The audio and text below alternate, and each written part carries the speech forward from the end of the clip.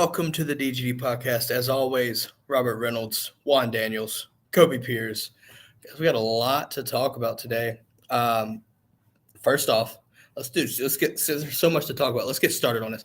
First off, the show brought to you by Apotheos Roastery. Had myself a nice cup of Joe this morning. Always delicious. Listen, check out Apotheos. Go follow them on Instagram at Apotheos Roastery. Twitter at Apotheos Coffee. Give them a follow. Go to our website, dgdpodcast.com/Apotheos, and go shop the selection that they have to offer. And remember, if you do that, every bag purchased, whatever, regardless of the blend, will be treated as the Classic City Collective blend, which in turn, 20% of each bag sold will go towards the Classic City Collective. So keep that in mind. Check it out. Juan, we're jumping around the SEC today. Gonna switch things up. Let you start off, man. What school, situation-wise, what is a hot topic that you want to talk about from around the SEC? Let's start that off. I'll say Bama. Bama is in search for a coordinator. Bama is in some standpoint because they don't want to be knocked off. They don't want to be looked at as they were, in times past. And, so it go, people saying we want Bama. They don't necessarily care as much in it as, now it's going to be Georgia. You know what I'm saying? Like, we want Georgia. But yeah, they're in search. They're also right now, like, they're just kind of in search for an identity. Because if you think about the Bama of all, hard-nosed defense, their running game, and then it kind of translated in, big time passing, great quarterback, great receivers, to now going to be as far as your quarterback is concerned. Your receivers are kind of young still, inexperienced. Gibbs, it's going to be tough sledding over there for Bama. I think the key thing for me, though, right, when we talk about Alabama right now is they're replacing offensive coordinator and a defensive coordinator. Now, at the same time, Bama's used to replacing coaches. I think we're on board with that. But this year is going to be interesting, too, because look at what is left. You have Jalen Milroe, you have Ty Simpson. Now, Bama is not necessarily short for talent, but I do think that whichever coordinators they decide to go with could make a huge impact on the Crimson Tide in the 23 season. Koby, do you got anything to say about this situation, my man? Yeah, I think a big thing is you're right. They're used to replacing coaches and coordinators, but part of that sometimes has been they're used to replacing one, not the other. But I don't think, and I don't know the last time they've had to replace both in the same year. And I feel like a big thing this year especially is they've really been in a good place since 2016 with the quarterback position. I mean, basically, they come in, they have Jalen Hurts play quarterback in 2016, 2017. Tua basically stepped straight in 2018, 2019. They already know from Tua getting hurt in 2019 that Mac Jones is a really good quarterback, and it's going to be his team in 2020. They know from 2020 that Bryce Young's going to be really good because he plays in a couple games. And then he goes out and plays extremely well 2021, 2022. But I think the big question mark is when he got hurt this year and we all got the sneak peek in the Milroe, it's not been the same wow factor that they've had in the years past. It's not been a backup quarterback comes in and you're like, wow, next in line at quarterback looks phenomenal. So it'll be interesting to see what a new coordinator does with that quarterback situation. And then I think a big thing that we overlook, and I know I did because I did a dive into it, they have holes. Like, they recruit really well, but they still have, like, small little holes in recruiting. They didn't take a single inside linebacker this cycle from high school. They took the number one inside linebacker from JUCO, and they took Tresman, and that's it. That's the only two inside linebackers they took this cycle. Yeah, so, I find that interesting. I do find that interesting. A lot of old. That's two guys that are only going to be able to play 2 years maximum for you. So, Well, I mean, Juan's looks like he's about to say something. Go ahead. I agree with him. I mean, it's crazy because they consistently have us. However, there's always holes. So there's always and for Bama to have year after year after year, and for their defense to have a huge meltdown like they did, and also, the quarterback getting sacked as much as they did, tough to see. And then also too, in those coordinator searches, Saban has guys that have head coach potential, because all of his coordinators are pretty much defensive, offensive coordinator, and training to be head coach guys. It'll be interesting. Yeah, I mean, ultimately, I'm not saying that Bama can't figure it out and be just fine, because I think as long as Nick Saban's here, you have to account for them being a contender in the West. There's no question about that. But I do think there is an interesting situation. There's I guess you could say a crossroads, if you will, because if they don't get these coordinator hires right now, who knows what can happen, right? I felt like there would be probably some uncertainty and some people starting to get a little bit agitated in Tuscaloosa. We talk about quarterbacks. Let's transition over to Ole Miss. Ole Miss just picked up 2 quarterbacks in the transfer portal from Walker Howard and Trey Sanders, I think it was, the kid from Oklahoma State, on top of Jackson Dart. When I see that, it's baffling to me, because now you've got 3 quarterbacks all from the portal, right? All from the portal. But so to me, I feel like it screams quarterback competition. But how do you go about that? I don't like that look per se, right? Like, what does that mean from a recruiting standpoint? Like, it's just confusing to me. What are y'all's thoughts on that quarterback situation at Ole Miss? I think it would have been fine to have brought in the guy from LSU. I think where I have the more of the issue with it would be bringing in the transfer from Oklahoma State, because he is older. He probably only has, limited time left. But the guy from LSU, you come in, Jackson Dart's about to be a junior. So you tell him, he comes in, he sits behind Jackson one more year, and then it's his program. But right now, you basically told Jackson Dart, I'm not happy with what you've put on the field last year. I'm not impressed. I think we can go and find someone even better. And, just is kind of that lack of confidence going into the spring from what you feel like is your coaching staff. And yes, competition increases your play. Jackson may still be their starter, but it's that doubt of wow, not only did you bring in 1 5-star from the portal, you brought in 2. And now everybody's looking around going, am I really the best quarterback on this team anymore? Dude, if I'm Jackson Dart, I'm punching air right now. I'm punching air right now. When you bring 2 in, though, that's the key. When you bring 2, that screams that you're not happy at all as a coaching staff. So you're punching air, because your days are numbered ultimately. Like, it makes me wonder if he leaves after the spring just because of that. I'm not saying he will, but I mean, I'd be pissed off if you got 2. Now, 1 is a different situation, but why 2, right? I think that's a big question there. Juan, what were you saying? Yeah, I mean, it's obviously those 2 quarterbacks were sold a bill of due to come here, but if I were the Oklahoma State guy, or if I were the other guy, why are you bringing in 2 additional transfers? I thought this was Jackson Dart, and we could just go.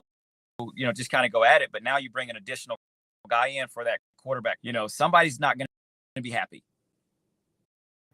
No, you can't make everybody happy, though. I think especially I think the Oklahoma State guy, to me, is still the biggest issue in this, because he's played at Oklahoma State, he started at Oklahoma State, he's won at Oklahoma State, and now he's looking to go play somewhere else. Where you bring in Walker Howard, he has been he was a backup all last year. He hadn't played. He's not coming into Ole Miss going, I'm used to playing, I'm used to starting, I'm used to winning. Where, the guy from Oklahoma State, with only a year left, he's wanting to come in, start, and play a lot. He's not going to be happy, being the third string quarterback all of a sudden. Yeah, I don't say that either. It's interesting, right? It's very interesting. I guess we'll see what happens as spring goes on and things like that, But I'm just scratching my head at it. You have to believe Lane Kiffin's got something in mind, but I just don't get it. My team, I would say right now that I'm very interested in to see would be South Carolina. I think they're my team right now. Just that I think if you'd asked them at week 6 or 7, they would have told you they probably are firing Shane Beamer at the end of the year and moving on. And then he wins against Tennessee and he wins against Clemson. And all of a sudden they're like, oh, my word. Like, we have found the hidden gem to get South Carolina back. And then they really take a pretty hard hit in the portal this year, losing a lot of talent. So it'll be very interesting to see. I know they're getting their quarterback back, but I don't know. It'll be interesting to see how short of a leash Shane Beamer has this year going forward. I mean, he's elevated the program every year since he got there. Like, they just picked up Cam Pringle, one of the best offensive tackles in 24 cycle. They picked up a 4-star tight end. Like, recruiting, there's a lot of momentum there. Now, I do think now that we're talking about South Carolina, they're replacing Satterfield, right? And I think that could be honestly a upgrade, because Satterfield, if we watched that offense last year, scratched the last 2 games and the bowl game, that offense was just had 2019 damn Georgia vibes. It was awful. Just some of the play calling that they did it just made no sense. Like 3rd and long, and I mean like 15 and stuff like that, and you're just throwing check down routes. Like why? You have Spencer Rattler. He decides to make a comeback. Open him up. The whole country saw what Spencer Rattler can do in an offense that allows him to open it up. He took Tennessee to the woodshed, and he'd sit there and they beat Clemson for the first time in 8. That would have been their 8th. So 7 times prior. Now you sit there and just like going into the season, there's a lot of optimism. There's a lot of momentum on the recruiting trail, on the field. They're replacing some guys, especially on the defense. So we'll see how that translates over. But if you're a Gamecock fan, man, like they say Beamer ball to the moon ultimately, right? Like I feel like they're all on board with that. Like they have to be, right? Yeah. I'm just saying they're impressed, but I still think it's just one of those programs for whatever reason that if you struggle, they're always going to be looking towards the next guy, which makes it a hard program to be at. That's why Columbia's a hard place. First off, Columbia's a hard place to recruit anyway and win. Like I've been to Columbia. To me, it's just not a fun place. So it's from a disadvantage from the standpoint. I mean, like I understand, like Willie B's an interesting place, right, from an environment standpoint on game day, right? Especially if you're into the sandstorm and everything like that. I get it, but with South Carolina, even going back to Steve Spurrier when he was there, it was still difficult to win consistently. You know what I mean? Shane Beamer in 2 years has elevated that program, getting there, right? He's getting there, but you sit there and it's not like discrediting anything. That's an accomplishment. Like in all seriousness, that's something to hold your head on. You just beat your rival, right? You beat Clemson. That's a big deal. That is a huge deal. And you look at Clemson, right, going into 23, there's a good chance they can do it again. They can do it again because they come to Willie B this year, if I'm not mistaken. I might be wrong, but I think they're coming to Willie B this year, and they're getting Cade Klubnik situated, whatnot, and it could be another win over Clemson. I'm not saying that's their end all be all, but that's still, you start winning over your rivals and start to make it a trend and gain some consistency there. Get up into the upper tier in the SEC East, right? That right there, that's going to like sustain some some pure optimism, and rightfully so for Gamecock fans. Period. let's see. So I'm going to read some comments here, guys. Apparently, Joel says Juan's got that Ute Wi-Fi, to which I said, so you're saying it's trash. She can neither confirm nor deny, apparently. Yeah. Listen, I'm just going to leave that there. We know Utah and trash have something in common. It's because it's the same thing. Yeah. Pat, I think Pat has a good point. Yeah. Let's see. How can I explain this? Moving on to this. I think this is interesting too. Pat in the chat says, at what point does Gator garbage actually become a legitimate threat again? Which leads me to looking at the Florida Gators. They picked up Keontae Goodwin, transfer out of Kentucky. So that's a plus. But then you look at the situation outside of that. You lose out on a star quarterback with Rashada, the whole NIL fiasco. Your team just doesn't look good. Absolutely embarrassed in the bowl game. You have Graham Mertz from Wisconsin, which, let's be honest here, was a historically bad Wisconsin team, and that was your signal caller. You miss out on Grayson McCall, Hartman, all these guys that hit the portal, and there's nothing there for you but Graham Mertz. And now you look at Graham Mertz and Jack Miller. I'm going to let y'all deal with this. It ain't looking pretty in Gainesville right now. And as a Georgia fan, I love it. Absolutely love it. I feel like this year, and even last year, he's slowly trying to build it in what I would consider a brick by brick mentality of I'm pretty sure didn't they land the lineman from Alabama that was in the portal? Yep. Yeah, the guard or whoever who'd started 2 years at Alabama. I'm pretty sure they landed him too. But you're right. The best teams in the SEC, the best teams honestly in the country, but especially the SEC, good teams have to have good quarterback play. You don't necessarily have to have a good quarterback, but you have to have a quarterback who plays good. And I just don't think they have that on their team. And to beat great people, you have to have a great quarterback. It's always worked that way. You look at some of the best teams ever, and Joe Burrow. And that team's loaded with talent. I get that, but even all the Alabama teams that have been really good since 2016 have had a good quarterback. You look at teams that upset people like South Carolina this year, 2 big upsets. Their quarterback's not great. I don't think anybody calls Spencer Rattler great, but those 2 games he was good all year. And in those 2 games, he had flashes of greatness. I just don't see with Graham Mertz, unless he, just reinvents the wheel down there from his time in Wisconsin, you're just always going to struggle if the dogs roll into town, and not just us, but we're a good example. If we roll into town and we don't have to fear your passing game and we just have to be worried about you running the ball, it's a long day. I don't care who you are. I know it sounds crazy, but I kind of like Trevor Etienne as a running back. Kid can run the ball. But when you looked at Florida, you respected Anthony Richardson as a runner. You did not respect him as a passer. You just didn't. Ultimately, I think at the same time, you're left to wonder, right? Whoever the starting quarterback will be for the Gators, right? If I'm Georgia, I'm not fearing either one of them, right? And to me, I look at this outside of just the situation with the quarterback room. You have to be careful with this because, in my opinion, they let go of Dan Mullen that didn't understand that recruiting was a season. He thought it was a season, not year round.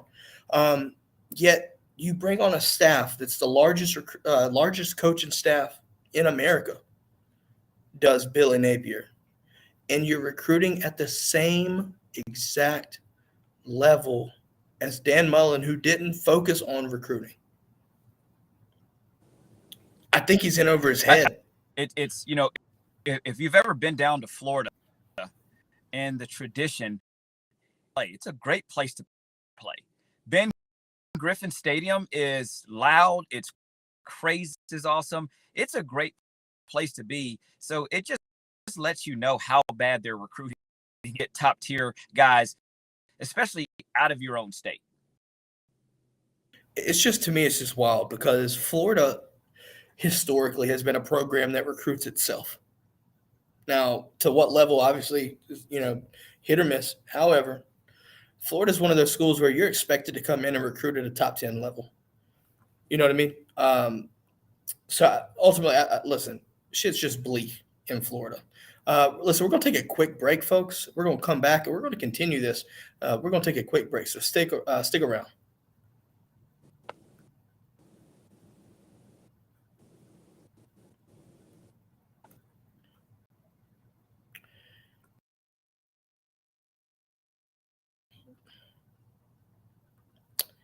And we're back. So we're going to leave it up to the chat here, Koby. What school do we talk about next? So if you're in the comments, first off, make sure you hit that thumbs up. It's free. Helps the show out in many ways. Subscribe as well. Thanks to all the new subscribers. Let us know in the comments what school you want to hear next. In the meantime, let's talk about our dogs, Koby. Let's talk about our dogs. As it stands, I think it's been a wild week and a half now. A lot of negativity, right? You look at the rah-rah situation. You look at obviously the loss of Devin and Chandler, right? But ultimately, I want to shine some light on the positives, if you will. You're coming off of back-to-back national titles. You're also bringing back some key players, right? Cedric Van Pran, I think, is the most important return that we've had this year, period. No questions asked. However, it's quietly went under the radar that you returned basically everybody on your defensive line as well. And I know we've talked a little bit about this. And you're recruiting at an elite level. And February 1st, folks, is coming, which is the signing day, the traditional signing day. And you could close out the 23 cycle with a pure solid number 2 overall class, with the addition potentially of Deuce Robinson and possibly even Walker Lyons. And that's 2 more tight ends to add on top of Pyrz and Lawson Lucky. Just saying. Overall, if you're the Georgia Bulldogs, first off, the state of the Georgia program right now is about as high as it's ever been, and honestly, I still think there's some room for improvement. But what are your thoughts on the state of Georgia football as it stands right now? Yeah, I mean, I think the big thing is, like you're saying, you've gotten that monkey off your back, which was just so big to do last year, 2 years ago, however you want to look at it. It's something that I was talking with a friend of mine this week about, even is like people and fans on Twitter obviously will try to discredit national championships by who you played and how you won them. Like the big thing is, oh, well, you didn't have to play Bama this year. So like, if you didn't have to play Bama, are you really the best team in the country? Well, I feel like if this would have been our first one, not that I would agree with you, but it definitely would be a bigger question in my head. Like, okay, wow, we made it the Natty, we won it, but we didn't have to go through the king of college football at some point. But because you won it last year and you beat him, and then this year you beat both schools that beat him, it's just one of those things that, like, there's no unwritten rule that says, oh, you have to beat, Alabama to be a legitimate national champion. So I think right now, also with recruiting, it's just going to kind of keep rolling in. I think the staff you have right now is young. I think they all enjoy the amount of recruiting they do. I mean, I don't think you're asking your OC to be all over the country all the time. I think you ask him to go see 15 recruits a cycle, maybe. Well, I mean, they just got back from the West Coast trip. Him, Kirby, Coach Monken, and Todd Hartley, I think it was, visiting Raiola, Deuce Robinson, Walker Lyons. But the one thing is too, and this is where it gets interesting, folks. And I see Soul Dog talking about Tennessee, and we're going to get there. I promise you, in just a second. When it comes to recruiting, First off, you always trust Kirby. Kirby has the tenacity of nobody that's unmatched, in my opinion, for recruiting. And ultimately, I think you land all three of those guys. That's just my thoughts on it. But when you Lyons is just still interesting to me because of him going on a 2-year mission. Like, I still just think, like, I hate to be this way, but like a Utah, a BYU, those schools are more used to like juggling and adjusting for that than like yeah, we would be. well, from what I've heard and my understanding of things, like these Mormon missions have kind of changed. Like we always assume that it's 2 years, but from the sounds of things, you might see him enroll in the 24 cycle, right? So with that being said, obviously that might count toward the 23 cycle, but you could view him as a 24 prospect entry, if you will, however you want to view it. But I still think ultimately he'd be a damn good pickup, right? I just don't see him not being a pickup. But to get the Soul Dog, Georgia and Tennessee about to face off in Neyland this year. Ultimately, in my thoughts, I think for the winner of the SEC East. However, we look at Tennessee, right? The state of Tennessee. First off, their head coach just gets an extension through 28. Now he's making $9 million a year. Yeah, it might have even been 29 too. I thought I saw 28. I might be wrong.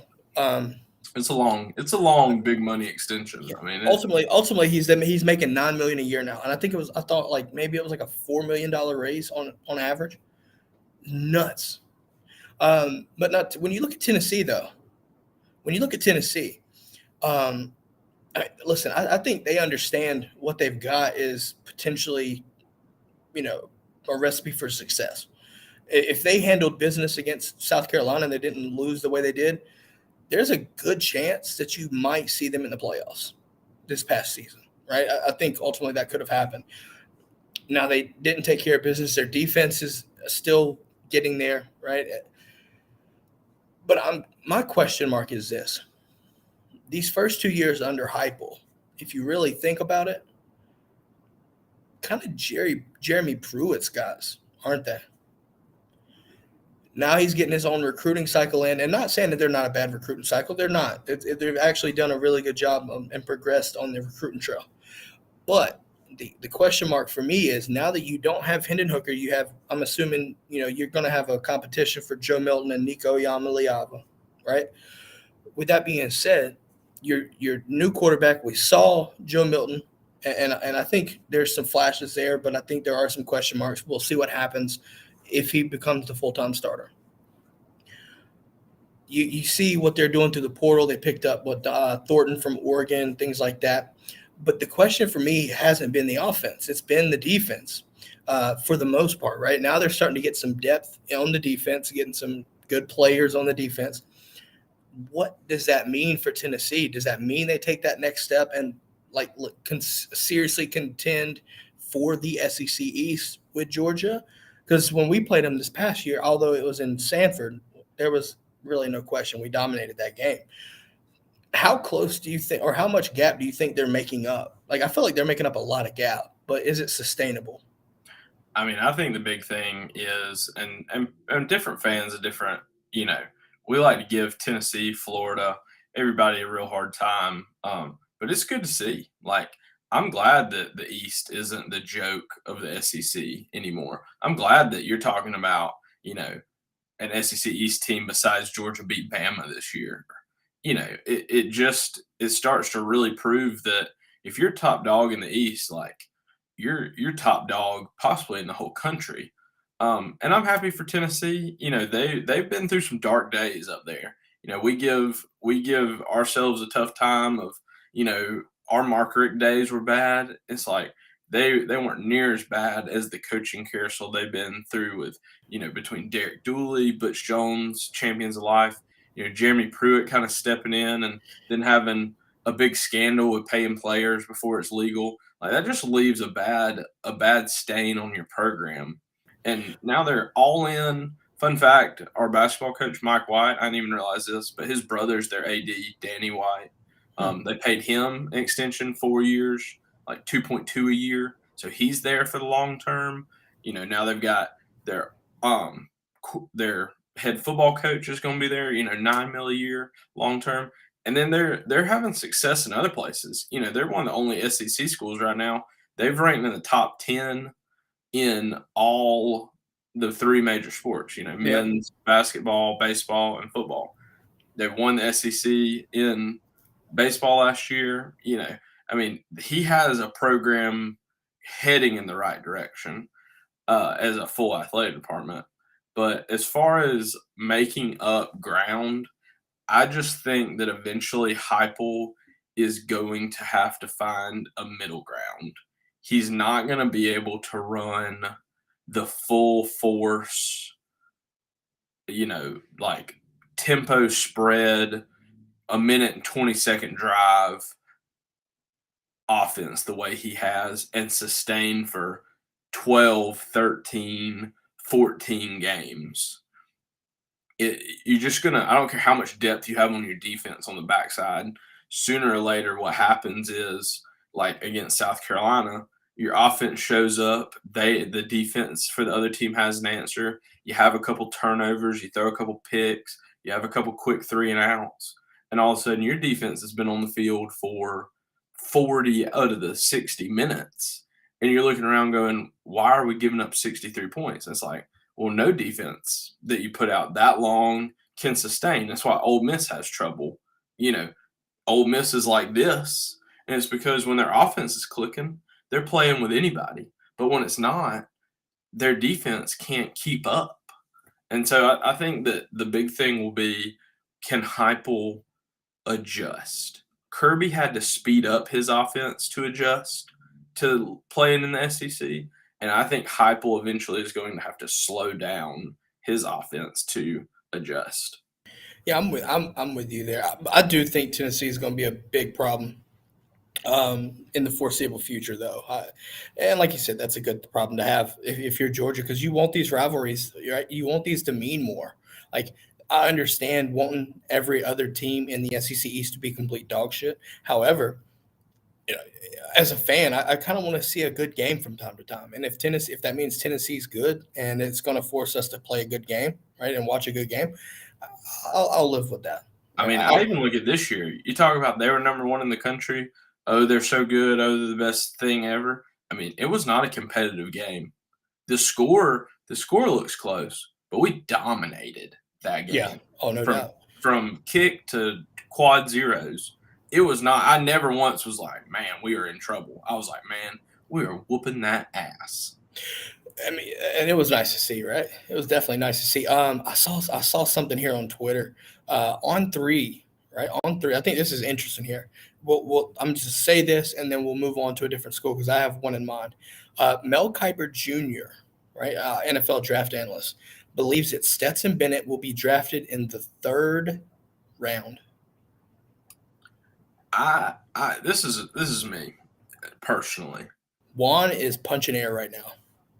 I'm not gonna go all in on 3rd round, but like we've all seen before, there are some horrific backup quarterbacks in the NFL, like really bad. I just don't think you can tell me that Stetson can't find a home. And not saying that he's going to be this great, NFL MVP, passing yard leader. I'm not even saying he's going to start more than, 10 games in his career. But I just don't believe that he can't find a home on a roster somewhere. Thank you, Brock Purdy. Squad for a while. He can thank Brock Purdy. Oh, look at Jake Fromm. Jake Fromm's been on practice squad for 3 years. I love Jake to death. Played with him. Great guy. Great quarterback. Good recruit. Played in some good games. Doesn't have, doesn't really have the height or quickness. He's very the arm strength too. Especially when he got drafted to Buffalo. I was questioning why Buffalo, because you have to have the elite arm strength to play there, especially late in the season. But ultimately, you look at his IQ of the game, and I think that was the reason for picking him, right? Like, kid had, Jake had a big, grasp of the game, I think. And I'll tell you this right now, and, Juan, whoever, I've thought this since I was young because I'm, younger than everybody and got to see Tim Tebow for a few years, but not a lot of my life. If I was a Jacksonville Jaguars, Tim Tebow would still be an active member on my team. He would be the Taysom Hill of my team. I would have him, maybe not even tight end. I'd have him play in all 4 special teams and fullback or, wildcat quarterback inside the 10-yard line. But I would have him in a number 15 jersey, and I would sell 15 jerseys in his hometown, in the state he won a Heisman in a state he won a national championship in. There'd be so many 15 jerseys of the Jacksonville Jaguars walking around. You'd think they're the best thing ever. You can't tell me that if you're sitting there with like a 5th, 6th round pick and you're the Atlanta Falcons, you don't see the thing that you draft him. I don't care if he's on practice squad. I don't care if he's your 3rd string. I don't care what he does. I don't care if he's just your holder. You slap 13 on him, people are going to be walking around in Stetson Bennett jerseys for years in Atlanta Stetson Bennett jerseys. I mean, you're not wrong.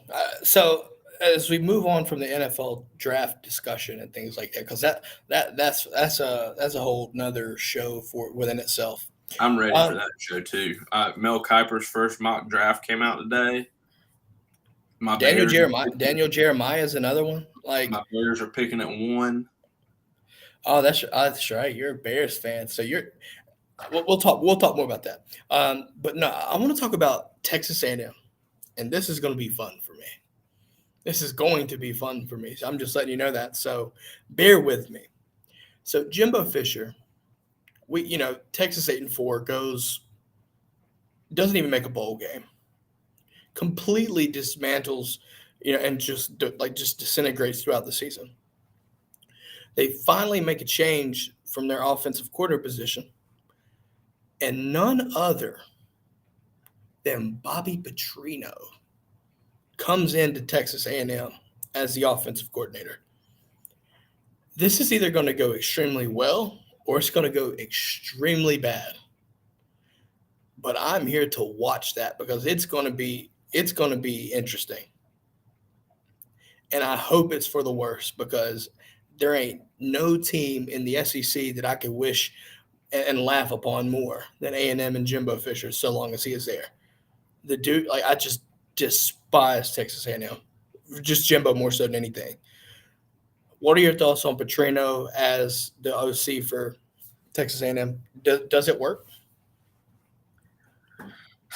I just think about how living down here in the Bible Belt, we're a bunch of forgiving people when it comes to football and your actions regarding what you may or may not have done in football. Because the fact that Petrino is back in the SEC, the fact that Hugh Freeze is back in the SEC, I mean, there are some things that we're willing to overlook to win some football games. Severely overlook. Whether I'll commend Tennessee fans for the uproar that they had when they were going to hire what's his name from Ohio State that they were going to hire, and he had something, and they basically were like, yeah, we're not going to support you if you hire him because he was beating his wife or whatever. Was it No, it wasn't Tressel. No, but anyways, I don't know. I'm back to Texas A&M, but I think that. I think it'll go okay. I hate to say that. It can't go much worse. I don't think that he can make the offense. You're not wrong there. You're not wrong there. I think that now is he who I want leading my young men. I can't really speak on that. I hate to judge. I can. I hate to judge a man on one action of his life, but I would just say that it's one of those things that you're telling me out of the whole country, he was your number one choice at offensive coordinator, or he was the guy willing to go down with the ship with you, Jimbo. Was he really your number one choice, or was he the only one that went, Jimbo, you know what? They're talking about firing you, man. If they fire us after a year, so be it, but we're going to have a big time. Because it's tough. Because if you're the OC somewhere up and coming and Texas A&M calls, and you look and go, Jimbo, you're losing to Nye Smith. You really you're going to have a decent quarterback. You have a decent freshman class from a year ago. But how many of those guys am I going to be able to keep? How long are you going to be here before you get canned? If I come in, we go 6-6, are we all going to be sitting at the house next year? And I just left a good job to be sitting at the house. I would look at it this way. If I'm Petrino and I take that job, I know your buyout, Jimbo. I want some of that because I'll go down with you if that's the case. I'm sure Petrino has a nice little deal going, but I'm also sure. He doesn't have a lot of leverage. That's the only hard thing. So Jimbo could have just laughed at him and been like, Petrino, you don't got to take this job. I care less. I'm gonna be having my $75 million. You either gonna coach for me and I'll pay you what I pay you, or you can stay at Missouri Valley State University and ultimately look at it this way, right? We go from one team that we just despise to another one, and let's transition. We mentioned the name Hugh Freeze in Auburn. Dude can coach some football, but what do you make of that hire? But can he? Can he coach some football? The $1 million question. I mean, I hate to say that, but what did he do at Ole Miss? What did he do at Liberty? He did all that at Liberty. He had the best quarterback at that level of football the whole time in Malik Willis. Malik Willis was ridiculous. What I say earlier about Florida? To have great teams, you got to have great quarterbacks. He had the best quarterback at the level of play that they were playing. He had the best quarterback. It's not hard to look good and smart and win games when you got a guy that can make NFL-level throws. Yeah, that's my thing. So, at Ole Miss in 2015 or 2016, I think was his last year maybe, it beat the piss out of us at Ole Miss. They were the best 6-6 team I've ever seen play football. I mean, they should have beat Bama that year. They beat the crap out of us. Wasn't that when they had Kim Dichie and all that too? I don't remember. Or was that still there? He was getting recruited there, wasn't he? No. He would have already been there. I think Kim Dichie came in 12. Oh, that's right. I remember right.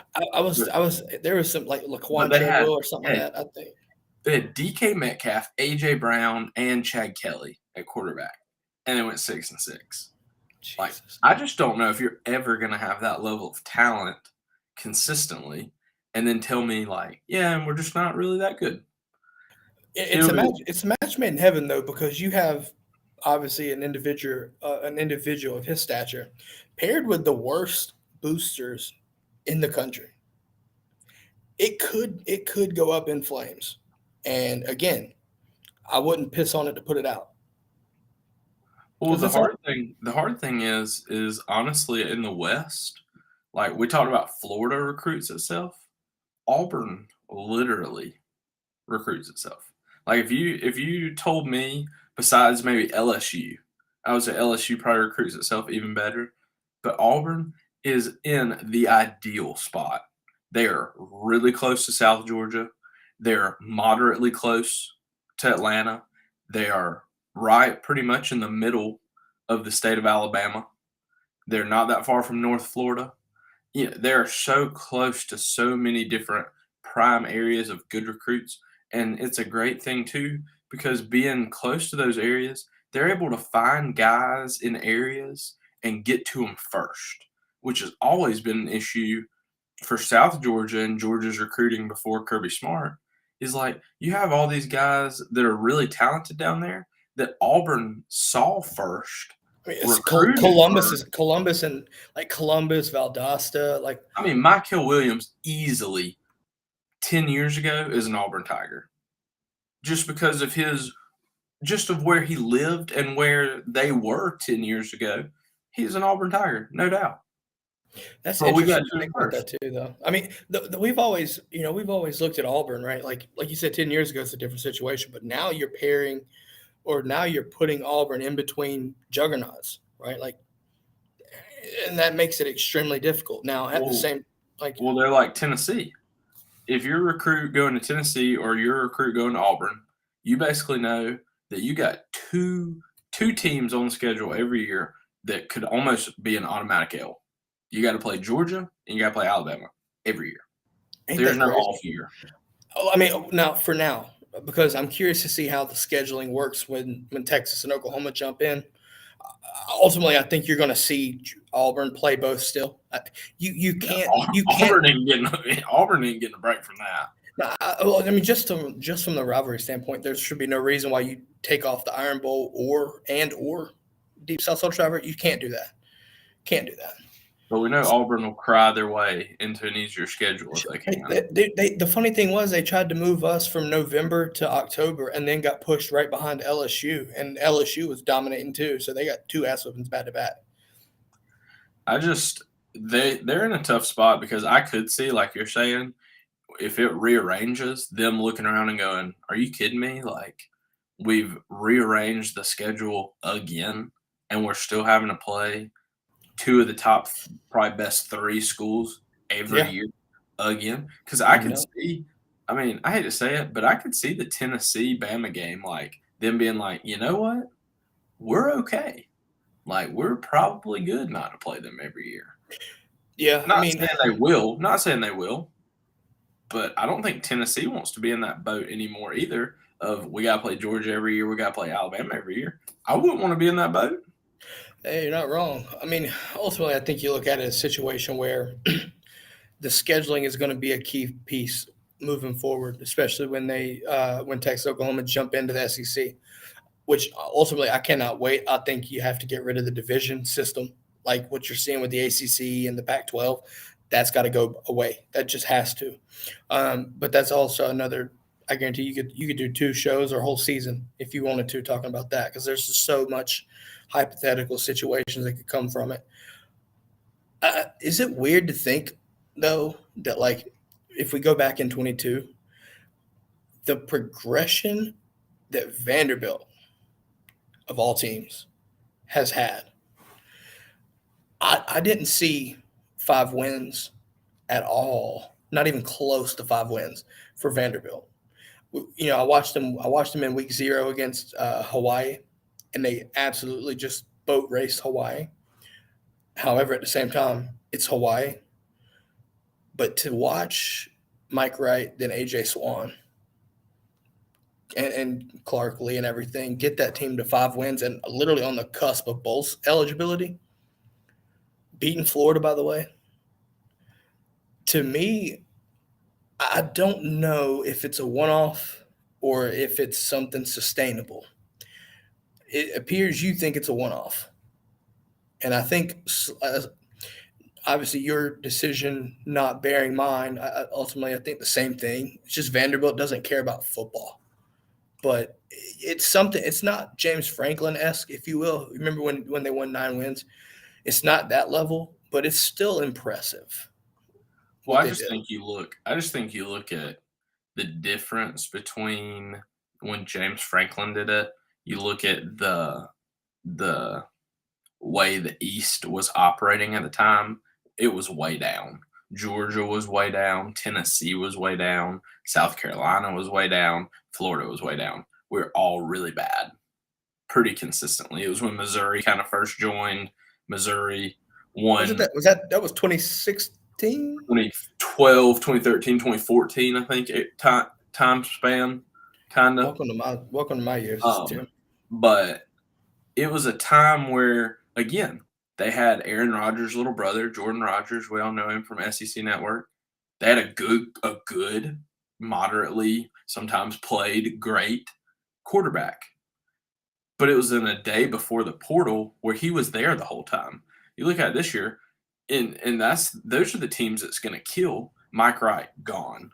Mike Wright was a good quarterback. Now AJ Swan is I think can be a really good quarterback they're too. Still fine, but I'm just when saying, you lose Mike Wright, that was an interesting loss. And I'm sure they've lost other people too. And what was it? The kid from the tackle from Vanderbilt that went to Bama, Steen. Yeah, like Steen was a standout for Vanderbilt. You just start losing those guys. And there's no way you can sustain at their level.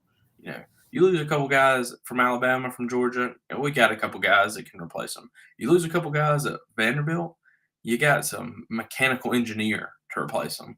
And nothing against mechanical engineers. There's a bunch of good football players but I'm just saying, like, there are people that are much more worried about other things than they're worried about football. And that's just not always the I truth. mean, it also shows it also shows with the boosters and the alumni.